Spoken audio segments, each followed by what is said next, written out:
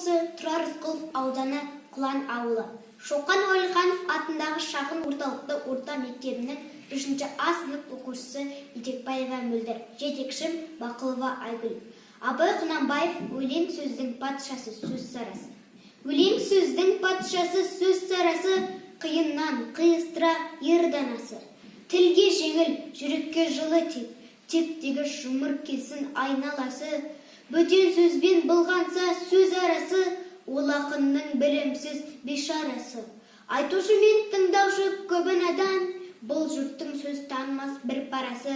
Әуелі аят хадис сөздің басы, қосарлы бәйіт мысал келді арасы. Қисынымен қызықты болмаса сөз, неге айтсын пайғамбармен оның алласы. Мешіттің құтпа оққан ғұламасы, мүнәжат уәлилеттің зарналасы.